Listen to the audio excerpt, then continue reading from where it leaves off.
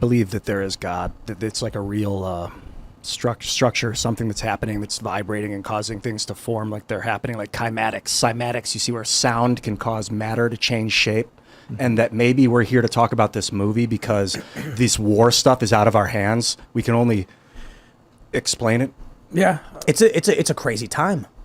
Yeah, I'll tell you this. I've been in Ukraine several times last year, and so my perspective is a little different. Where I actually liked what Trump said about I want people to stop dying. Yep. Like, well, let's de-escalate, not escalate.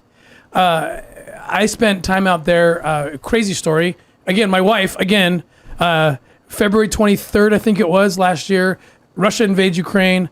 My wife comes up to me in tears. Oh my gosh, you got to go to Ukraine and get those kids out. Like, what kids? Well, we adopt children out of Ukraine as part of one of the foundations that she runs called Children Need Families. We had 7 kids on the way out. And she's like, go get them. I'm like, oh, I'll call the team. She's like, no, you have to go. I'm like, Catherine, like the bombs are dropping. Like, she's like, I know. And she's crying and she's saying it because she's very deliberate. So when she's irrational, it's God. I know that's God when she's saying, and I kid you not, and he can verify this story. 3 hours later, after Catherine's telling me this, I get a phone call from Mel Gibson. And Mel Gibson says, hey, I got these kids in Ukraine, these orphans I think they're in the war zone. Can you go get them out? And I'm like, what? Like, 2 signs right there. well, I've always been brought up with the notion that if your wife and Mel Gibson both tell you to do something, you probably better listen. You better listen. Anyway, we went out there, worked with a group called Aerial Recovery. I'm on their board, amazing group. 6,000 women and children we got out. So the suffering that we saw, and by the way, I won't get into this, except we found a pedophile group that was trafficking children out of Ukraine into Mexico, into Ecuador. Crazy case. Tony Robbins produced a docuseries about it. He's going to be a producer as well, but that's a different story. But my point is, stop de-escalating this thing.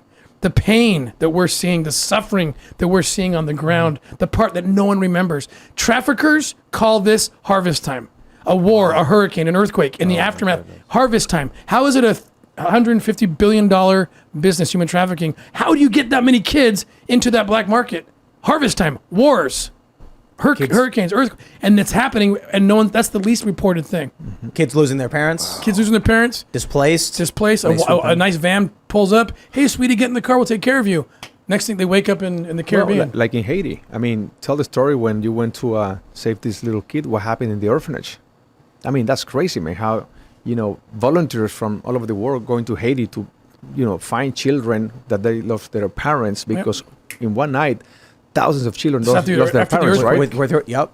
Wow. These traffickers just write orphanage on the wall. It's whether you think literally or figuratively, demonic. Oh yeah. Yep. And it is crazy to hear. You're telling the story. Here we are. We're going to talk about the film and your background. We're talking about the war, and here you are telling the story where your wife and Mel Gibson both call you and say, "Go save these kids." Part of me is like, I'm thinking there's a lot of people who wish they would have some kind of the purpose being laid right before them. You have a job. And I have to wonder, because I would imagine it's kind of scary, but it's also a situation where you can't say no. Exactly. Both of those. People, I'm just as scared as anyone else going into Ukraine or going into these places.